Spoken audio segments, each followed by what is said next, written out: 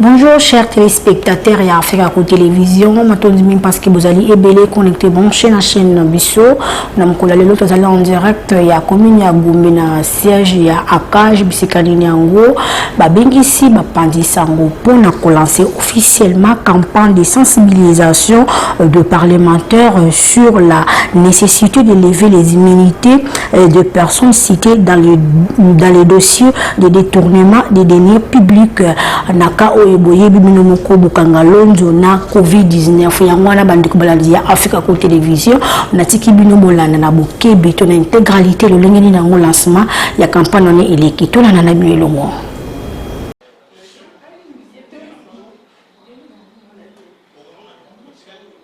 Kapiamba dans un premier temps et ensuite nous allons prendre deux séries de questions-réponses et ensuite nous allons nous séparer. Sans plus tarder, nous passons la parole à Maître Georges. Je vais vous lire en intégralité la déclaration que la CAJ fait à l'occasion du lancement de la campagne qui porte sur la sensibilisation des parlementaires par rapport à la nécessité de lever les immunités des personnes citées dans les dossiers de détournement de deniers publics, cas des dossiers Bukangalonzo et COVID-19. Je sais que Madame Yvette a pris déjà des dispositions pour qu'on puisse reproduire cette déclaration sous les formats que nous allons lire tout de suite afin de vous permettre par après de faire de bons articles et de ne pas vous tromper, surtout ceux qui ont l'habitude de changer des expressions qui sont de nature à modifier la substance de nos propos. Déclaration de la CAJ à l'occasion du lancement de la campagne de sensibilisation des parlementaires sur la nécessité d'élever les immunités des personnes citées dans les dossiers de détournement de deniers publics, cas des dossiers Bukangalonzo et COVID-19. Pour une diffusion immédiate, Kinshasa, le 13 mai 2021.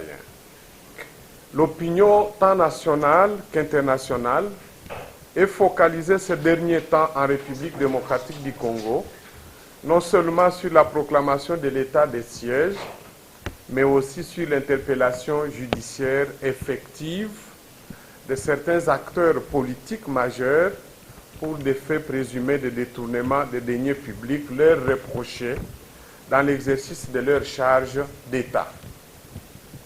Malheureusement, le statut politique passé et actuel des acteurs politiques soupçonnés de malversations donne lieu à une polémique incompréhensible dans un état de droit où la redevabilité constitue une règle essentielle dans la gestion de la res publica. Bien que bénéficiant de la présomption d'innocence, les suspects tentent de se réfugier derrière les immunités parlementaires dont ils sont bénéficiaires alors que les instances judiciaires promettent d'instruire objectivement les dossiers les concernant sans parti pris, à charge et à décharge, pour assurer la pleine, entière et effective application de la loi. La CAJ a toujours inscrit son action dans la lutte contre des poursuites abusives ou infondées. Cependant, il lui revient de plusieurs documents consultés que celles qui sont envisagées à ce jour, c'est-à-dire résultant des investigations dûment menées par l'Inspection générale des finances, IGF en sigle, ont débouché sur des présomptions sérieuses de détournement de deniers publics qui nécessitent un regard pertinent des juges compétents aux fins de les confirmer ou les infirmer. Il s'agit de dossiers notamment portant sur la gestion des fonds publics alloués au projet Bukangalonzo et à la riposte contre la pandémie à COVID-19. Dès lors, La CAJ rappelle que le détournement des deniers publics et la culture de l'impunité sont des mots à la base du désastre socio-économique qui fait de la République démocratique du Congo un des pays de la planète les plus corrompus et pauvres. D'où la nécessité de lever les immunités des auteurs présumés des actes susventés en vue de contribuer à l'œuvre de la lutte contre l'impunité et démoralisation de la gestion publique. La CAJ encourage donc les responsables visés par les conclusions des enquêtes diligentées par l'IGF d'offrir toute leur coopération à la justice et de ne pas adopter une posture de défiance susceptible de jeter l'opprobre sur le pouvoir judiciaire congolais.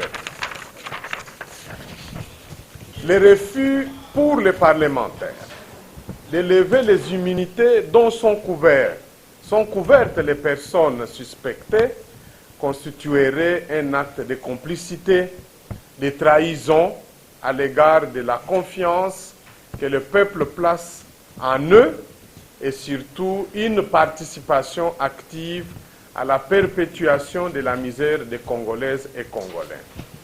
La CAJ appelle ainsi le bureau du Sénat et l'Assemblée nationale à prioriser, avant la fin de la session de mars en cours, l'examen des demandes de levée des immunités, leur soumises par le procureur général près la Cour constitutionnelle et le procureur général près la Cour de cassation. La CAJ va envoyer incessamment une lettre individuelle aux sénateurs et députés nationaux afin de les sensibiliser sur cette urgence. Ainsi fait à Kinshasa le 13 mai 2021.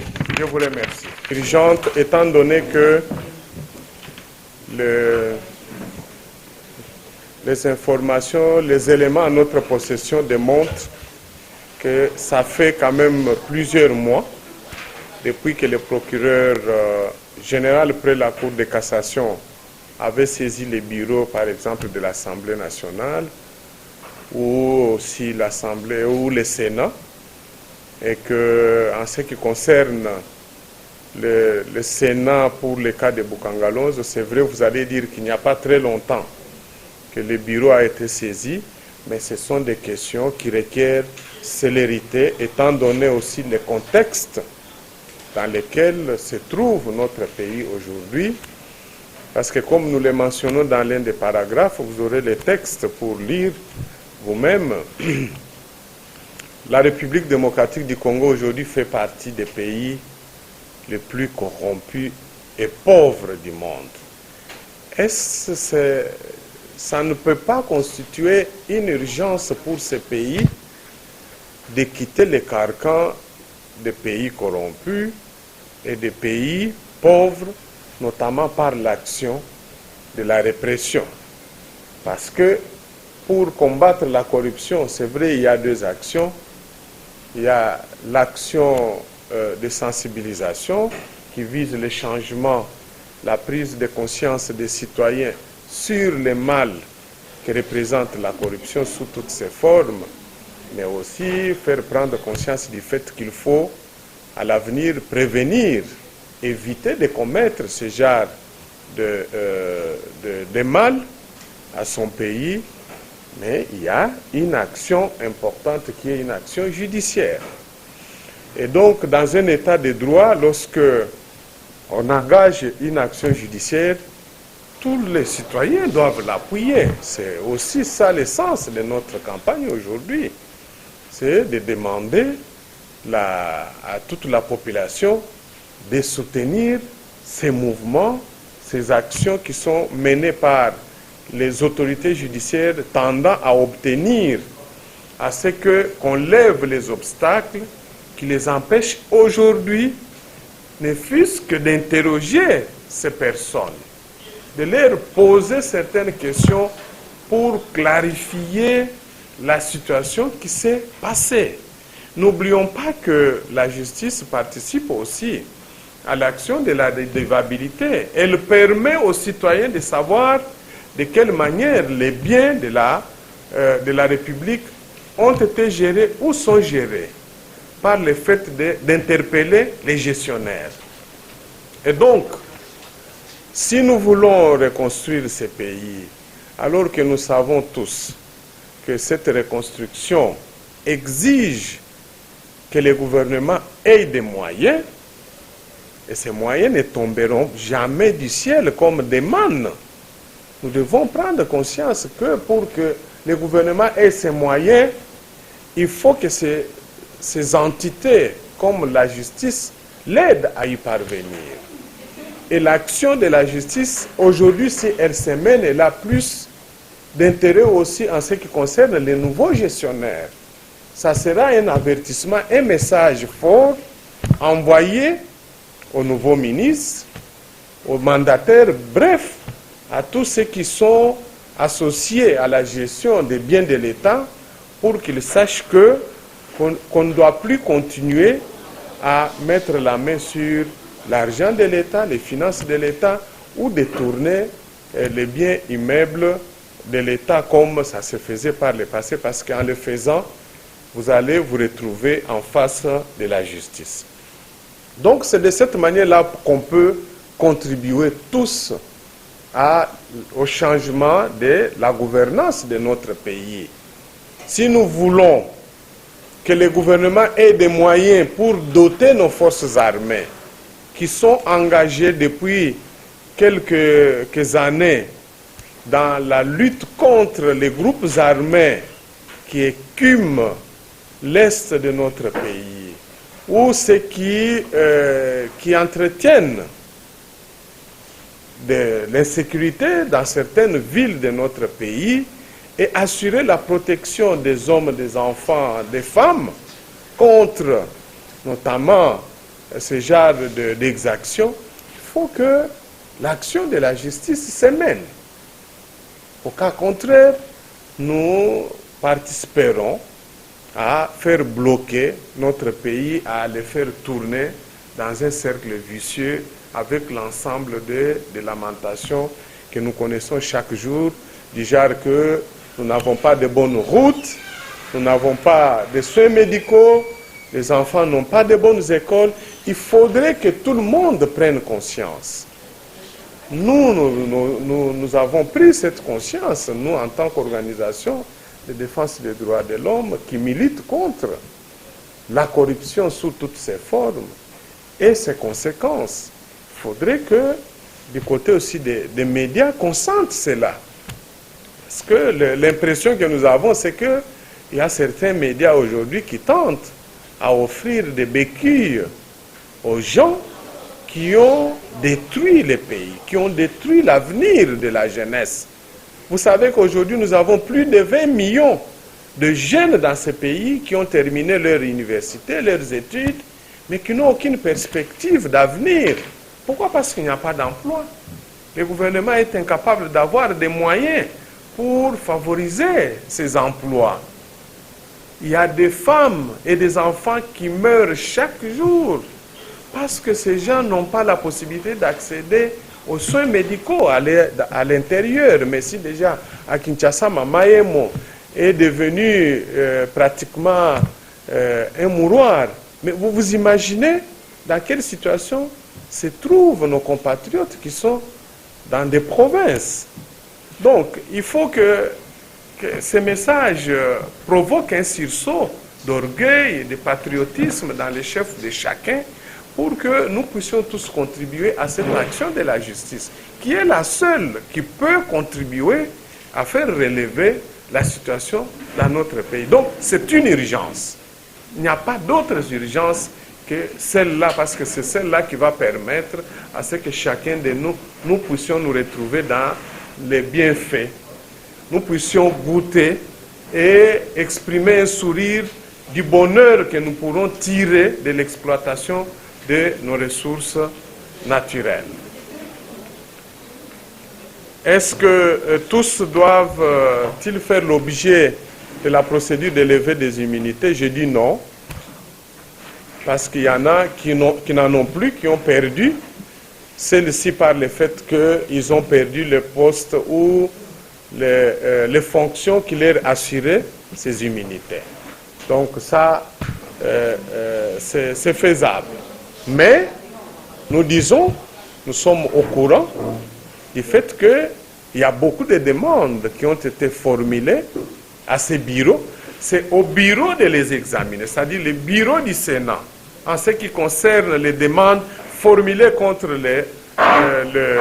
les sénateurs, et au bureau de l'Assemblée nationale, en ce qui concerne les demandes qui ont été formulées contre soit des députés nationaux ou des ministres encore en fonction. Il faut qu'ils les analysent. Parce qu'ils sont dans cet hémicycle, pas pour faire autre chose que notamment cela.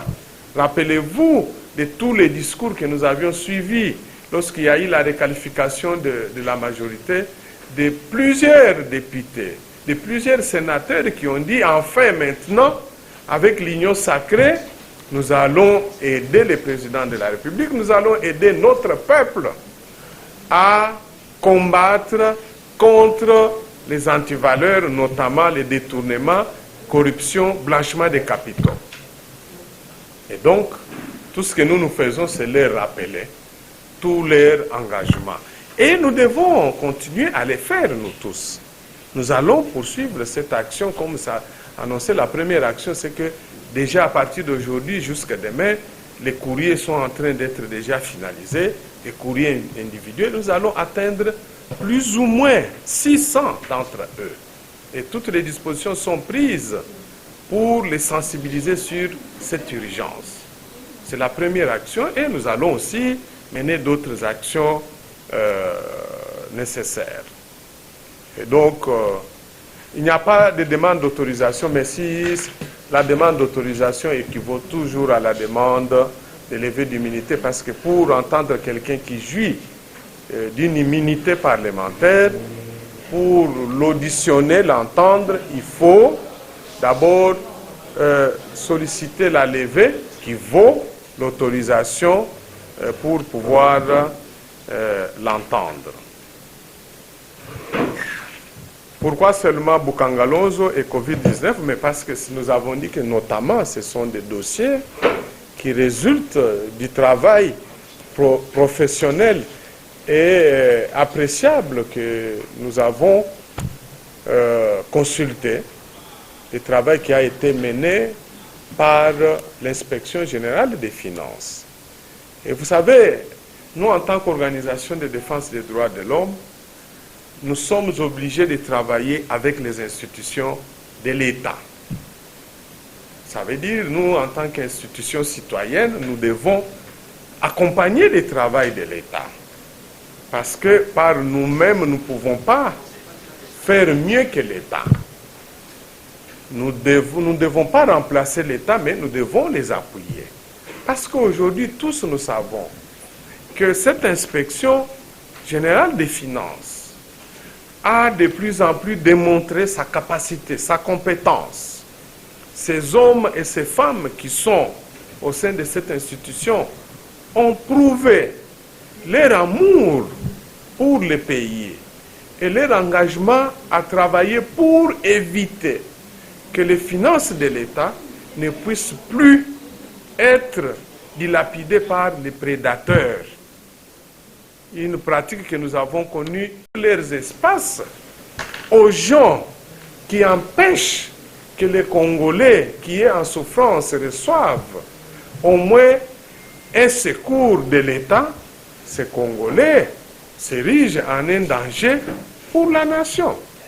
On ne veut pas les décréter en tant que tels, mais nous essayons de les sensibiliser par ces messages de sensibilisation.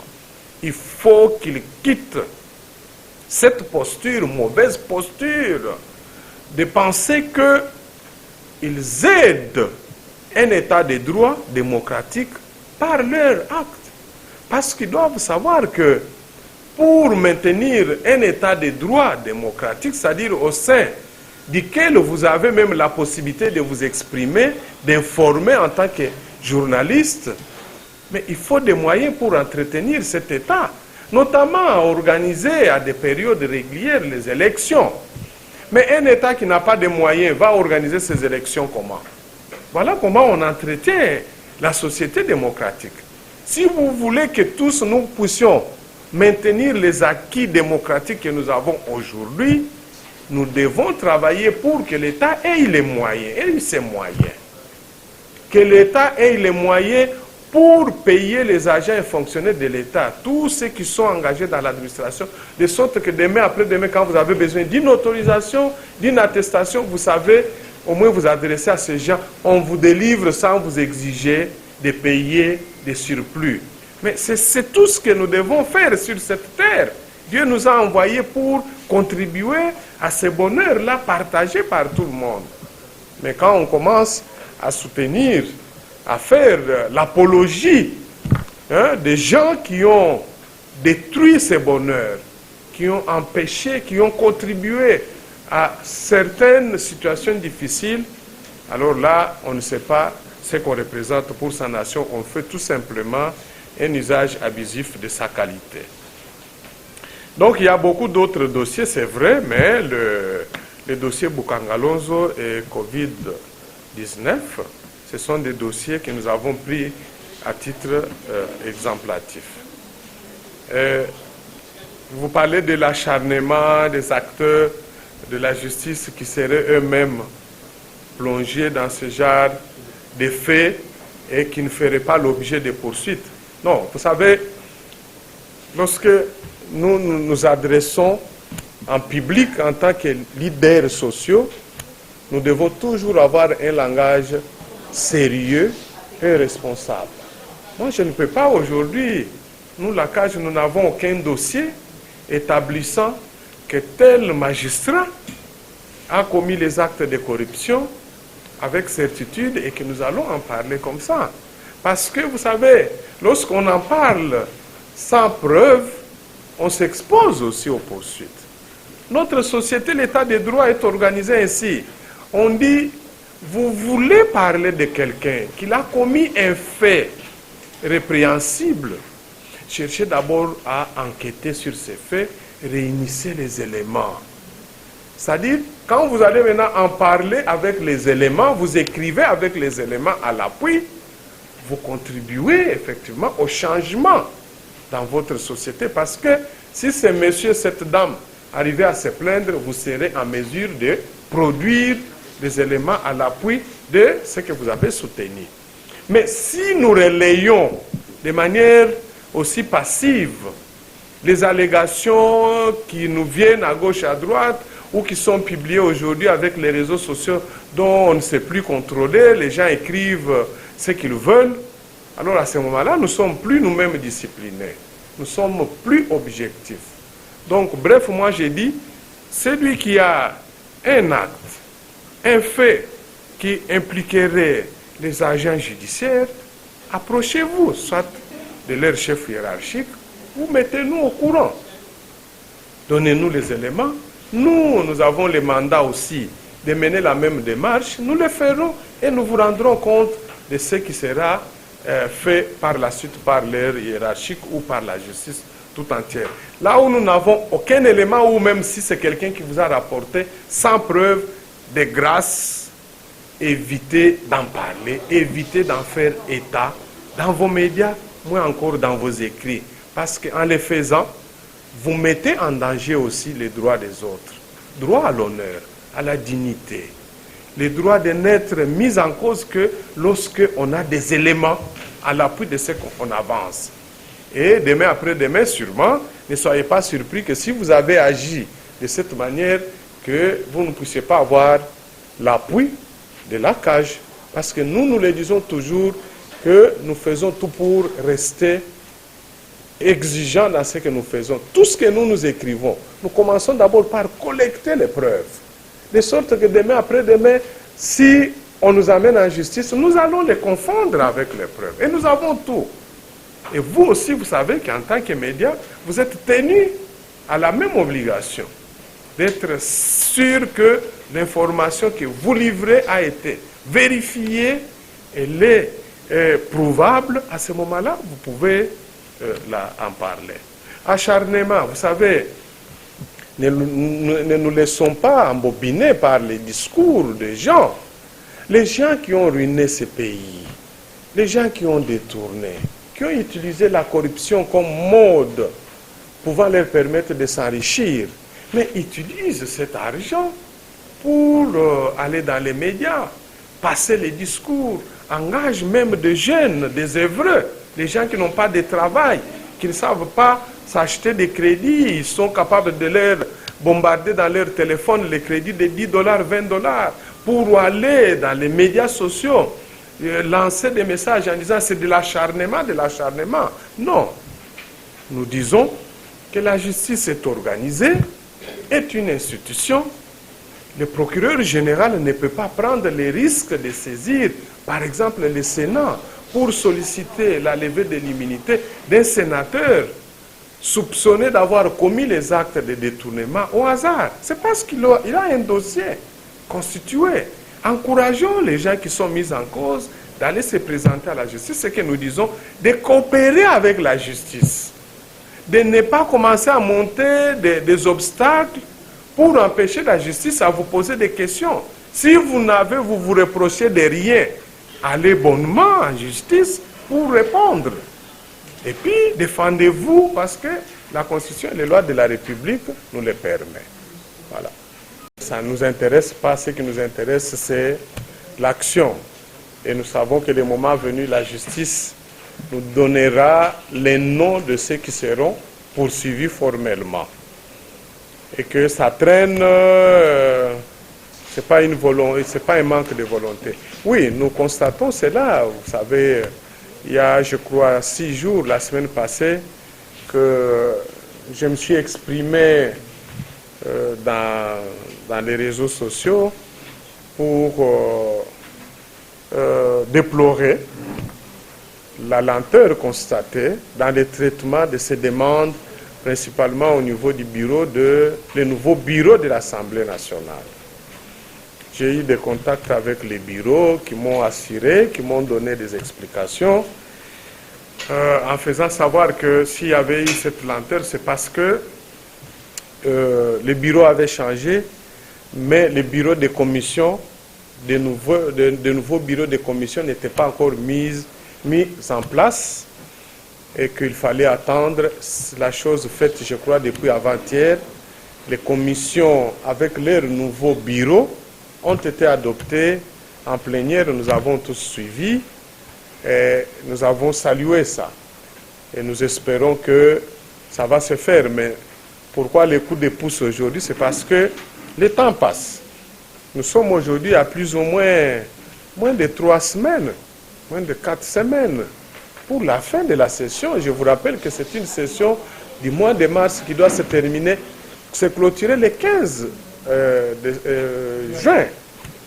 Alors, mais c'est vrai que dans notre pays, nous n'avons plus la culture des temps. Nous aimons tout le temps faire des choses qu'en dernière minute. Aujourd'hui, nous sommes le 13. Vous vous imaginez d'ici le 15. Et dans les 15 là, il faut ajouter les dimanches, les samedis, qui sont généralement des journées non ouvrables. Ça veut dire qu'il nous reste plus ou moins 25 jours.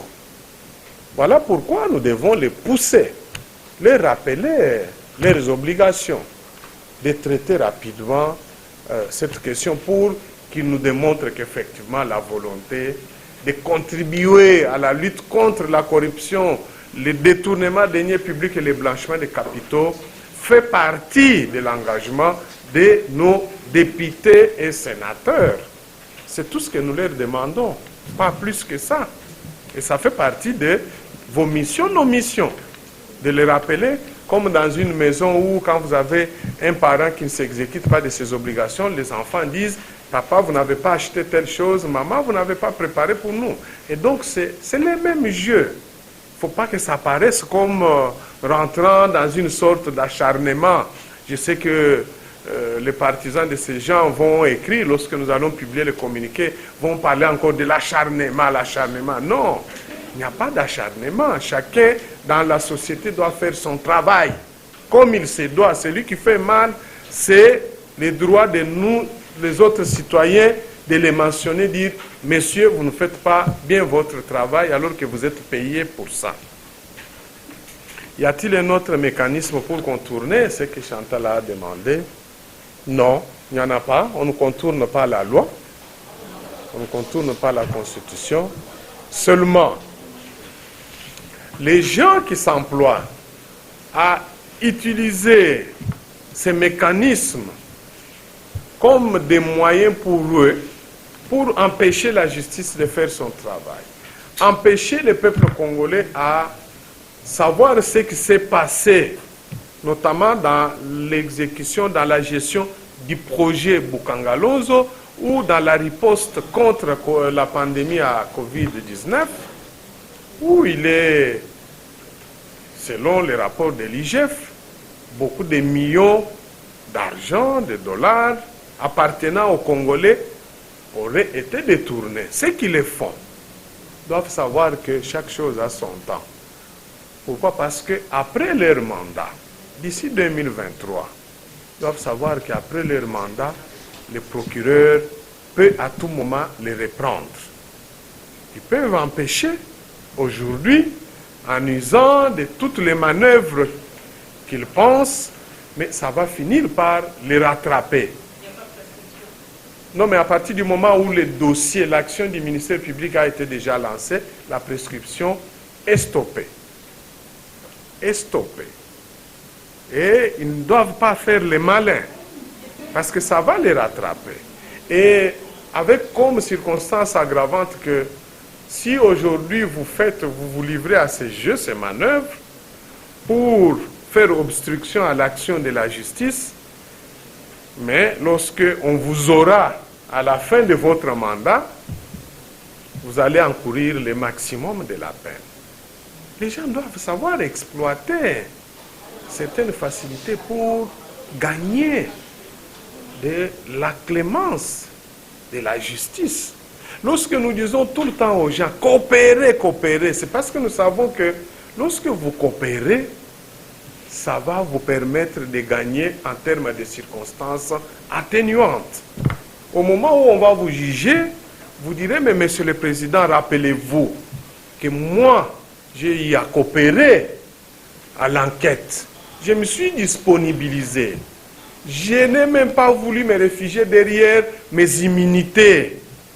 Parce que j'ai même favorisé qu'on les lève rapidement, parce que je voulais, moi, me défendre et démontrer que les accusations portées contre moi ne sont pas fondées. Les juges vont prendre ça en compte. Parce que le maximum aujourd'hui de détournement, c'est 20 ans.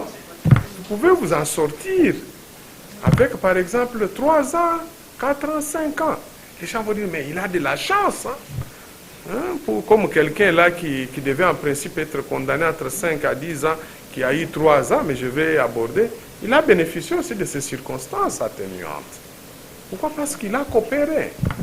Et donc, il faut les encourager à coopérer. C'est comme vous êtes sur la route, vous venez de commettre un accident, vous êtes au volant de votre véhicule, la loi vous dit, s'il n'y a pas un danger grave, vous devez vous arrêter parce que vous devez participer, aider à la police judiciaire de faire son constat avant de repartir. Ou vous-même vous transportez la victime pour l'amener dans un centre médical. Mais si vous fuyez qu'on vous rattrape, vous avez d'abord l'effet de l'accident et puis de deux, les délits de fuite. Vous aggravez votre situation. Donc, il faut que cela rentre dans l'essence, dans les comportements des Congolais. C'est vrai, nous avons perdu toutes les valeurs, les vertus républicaines, mais que les gens se rendent compte que participer à l'œuvre de la justice, c'est ça la coopération, ça pourra nous être utile le moment venu. Donc, il n'y a pas d'autre mécanisme, mais à la fin de leur mandat, ils pourront être poursuivis. Que pensez-vous du retour de Matata Ponyo? C'est une très bonne chose. Ça fait partie des actes qui vont dans le bon sens. Et nous félicitons son retour. Mais maintenant, retourner au pays, c'est une chose. Se mettre maintenant à la disposition de la justice, c'est ce que nous attendons de ces grands leaders politiques pour qui nous avons à la fois beaucoup d'admiration et de respect en tant que compatriotes. Nous pensons que en tant que républicain, le premier ministre honoraire, Matata Ponyo, doit coopérer avec la justice, doit éviter de se poser dans cette posture d'attaque contre à la fois les caractères probants, l'authenticité des rapports, parce qu'aujourd'hui, ça va servir à rien. Le rapport a été déjà rédigé par l'IGF, déjà transmis à l'autorité judiciaire compétente. Ça ne sert à rien de s'appesantir sur eux. Ils n'ont plus ces rapports, ils ne peuvent plus les changer. C'est déjà trop tard. Maintenant, il doit seulement coopérer avec la justice. Parce que vous me demandez, mais qu'est-ce qui peut, ce que nous pouvons les conseiller aujourd'hui, c'est lui-même de faciliter même la levée de son immunité. En se disant, il faut que ça aille vite, parce que je voudrais, moi, aller rencontrer les magistrats instructeurs, écouter la notification de ce qu'on me reproche. C'est quoi qu'on me reproche? Parce que ce qui est écrit dans les rapports de l'IGF, ce n'est pas nécessairement ce qui va se retrouver dans l'acte d'accusation du ministère public. Le ministère public a la possibilité de qualifier les faits. Il peut avoir retenu autre chose. Et aujourd'hui, il n'a pas encore connaissance des autres éléments à charge et à décharge. Mais c'est en allant vers cette autorité judiciaire qu'il pourra, lui ainsi que ses avocats, connaître l'étendue de l'accusation portée contre lui. Et il va se défendre. Il peut même faire demander qu'on verse d'autres documents, faire comparaître des témoins à des charges. Donc il a l'ensemble de ses droits à la défense. Mais en se retranchant dans cette posture de défiance, ça ne va pas lui être utile. Et aussi, enfin, en le faisant, mais ça va contribuer, le fisc, à une sorte de l'admiration au niveau de la population. Les gens vont dire, ah, mais c'est un homme réellement, un homme d'État, un homme politique, un ancien Premier ministre, c'est un modèle. Voilà, il a été accusé, il est venu, il a lui-même demandé à son bureau d'accélérer la levée de son immunité parce qu'il veut régler cette affaire et avoir un cœur tranquille. Donc, nous les conseillons de le faire. Hein, c'est un des responsables importants de notre pays. Il faut qu'il le fasse. Alors, vous avez posé la question de Willy Bacon. J'ai dit que c'est une question qui ne cadre pas avec aujourd'hui parce que lui, vous savez qu'il a été d'abord condamné pour des faits de blanchiment de capitaux. Que cela ait porté sur X, Y montant, que les montants soient approximatifs par rapport à ce qui a été trouvé sur lui, c'est que nous, la cage que nous avons eu à dénoncer, c'était le fait d'avoir été informé qu'il avait traversé avec une somme d'argent dépassant les taux autorisés par les lois de la République et que cela constituait un acte de blanchiment de capitaux. A-t-il été condamné, oui ou non? Oui, il a été condamné.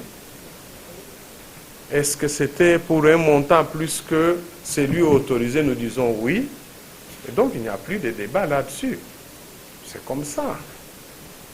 Le reste du débat, bon, laissez aux partisans de vouloir chercher je ne sais pas quoi. Et enfin, l'IGF n'est pas professionnel, viole la présomption d'innocence parce que l'IGF communique.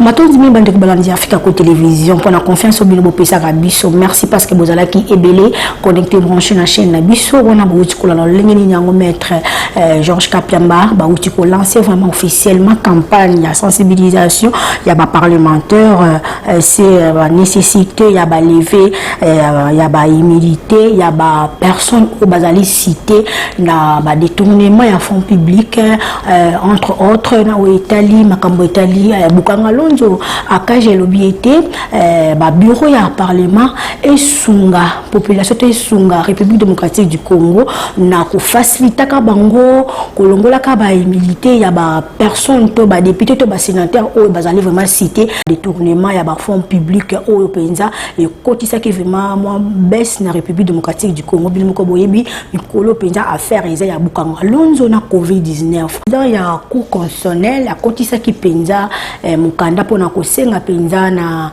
bureau ya Sénat bako kolongola penza immunité ya honorable sénateur Matata Ponyo pona ko sambisa penza malamu na maimatali dossier ya Bukanga Lonzo bino moko boyebi depuis ba kotisa ki jusque là eloko moko te ezoko salema ya ngwana monique ya cash et sengiete le deux bureaux ezana na Sénat ko na parlement ba ko penza ko faciliter ka vraiment tâche na justice na biso soki balingi penza ko zo moko oyo azali député to sénateur ba ko longola kana lombangu ba immunité na bango pona ba ko répondre na ba invitation ya bazuzi yangwana omoni ya kaja telemi alobiete pona penza Congo na biso e bonga état de droit e kota penza o malamu na République démocratique du Congo et sengeli penza makambona isale makala lombango parce que kalate awa ba parlement na biso ba ko clôturer penza saison ya mars ba lobiete ti ba clôturer saison ya mars ba lingi ba mona ke ba immunité ya bato na bazaki cité na ba dossier wana penza isale makala lombango. Merci beaucoup na confiance pour pesa biso na ma caméra na pesi papa Sibama Banza merci pour na milili oyazui biso merci na mi Thérèse merci na papa Olivier Janimenga équipe mo ma penza ya Africa Cool Télévision na pesi bino merci na pesi bino merci bino o bomisa na pesa ko pesa biso confiance de partout bisika bozali to kota na mikolizo ko ya bye bye. Africa Cool, et abena cool, Africa Cool, abena cool, le quoi cool matopi, cool. La chaîne Nabiso Africa Cool.